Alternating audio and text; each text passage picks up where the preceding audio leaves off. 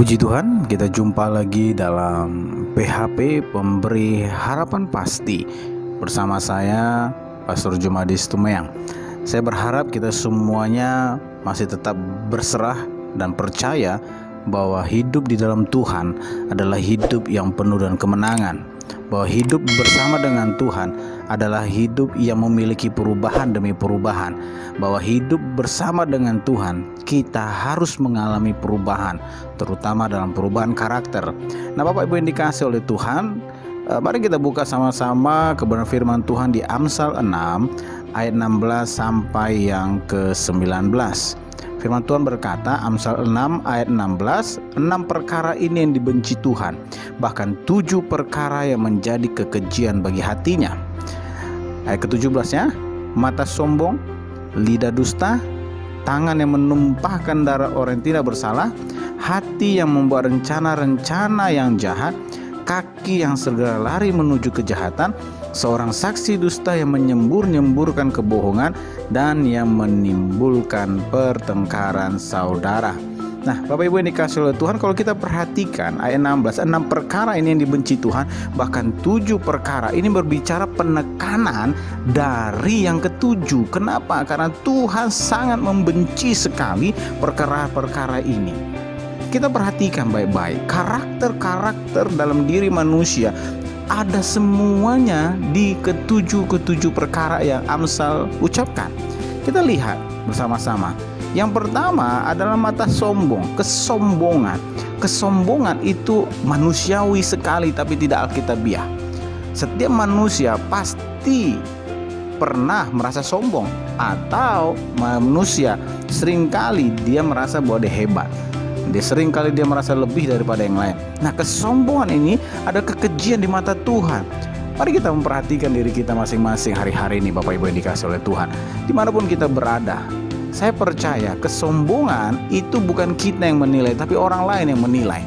Kita mungkin enggak lah, saya tidak sombong. Tapi orang melihat kita penuh dengan kesombongan.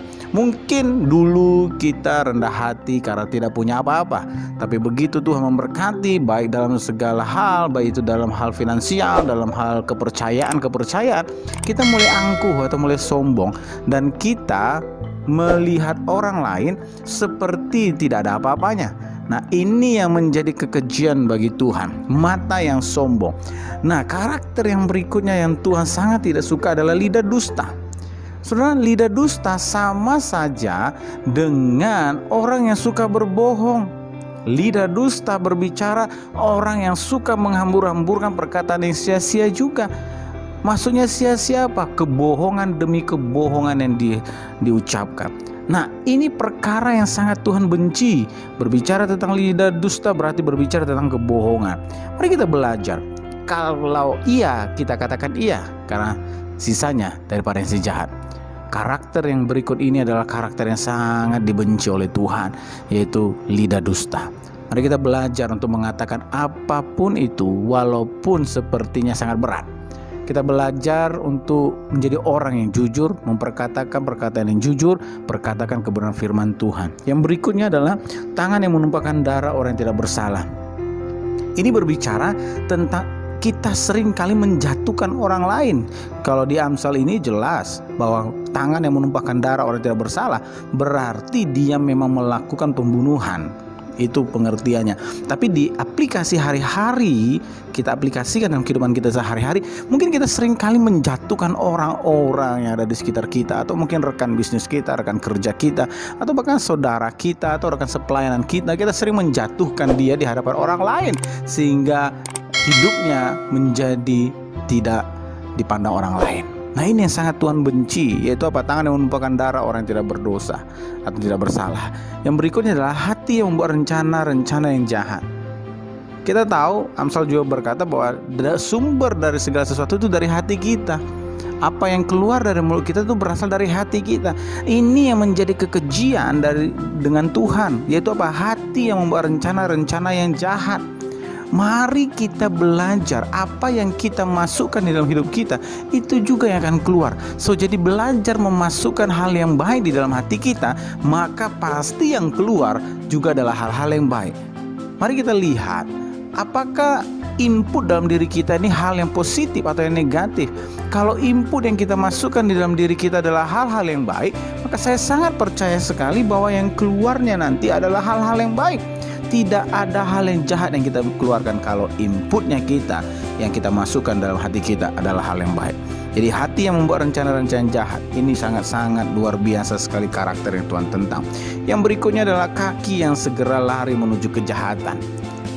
Bapak Ibu yang dikasihi oleh Tuhan, ini karakter yang berikutnya yang Tuhan sangat benci sekali, yaitu apa? Kaki yang segera lari menuju kejahatan. Gak bisa diam, tapi kepinginnya buat jahat terus. Tidak bisa melihat orang senang, dia kepingin lihat orang susah terus, sehingga dijahatin terus. Nah, yang berikutnya adalah seorang saksi dusta yang menyembur-nyemburkan kebohongan. Saksi dusta yang menyembur-nyemburkan kebohongan. Mari kita belajar, kalau kita menjadi saksi hidup untuk orang lain, kita belajar menceritakan kebenaran apa yang sesungguhnya yang terjadi. Jangan menjadi saksi dusta yang menyemburkan kebohongan. Dan yang terakhir yaitu apa? Yang menimbulkan pertengkaran saudara. Nah, ini yang Tuhan benci, 7 perkara ini, dan perkara yang ketujuh adalah pertengkaran saudara. Karena mulut kita, karena kita sering berbohong, ya. Nah, yang keenam tadi menyembur-nyemburkan kebohongan, maka akan terjadi pertengkaran yang luar biasa antar saudara. Beberapa banyak sekali kalau kita lihat baik di televisi, terjadi perkara-perkara kejahatan hanya karena apa? Kebohongan demi kebohongan. Nah, mari kita belajar, kalau kita sebagai anak-anak Tuhan, kita sebagai orang-orang yang percaya kepada Tuhan Yesus, kita koreksi 7 hal ini yang Tuhan benci karakternya. Kalau masih ada di ketujuh hal karakter yang Tuhan benci, mari kita bertobat bersama-sama. Kita minta ampun di hadapan Tuhan, dan kita mau sungguh-sungguh berubah. Dan saya percaya pada waktu kita datang ke Tuhan, pengharapan kita hanya kita taruh kepada Yesus Kristus Tuhan. Saya sangat percaya perubahan pasti akan terjadi atas kehidupan kita semuanya. Jadi biarlah kita mengkoreksi diri kita supaya karakter kita semakin hari semakin Tuhan bentuk menjadi karakter yang serupa dengan Tuhan. Tuhan Yesus memberkati.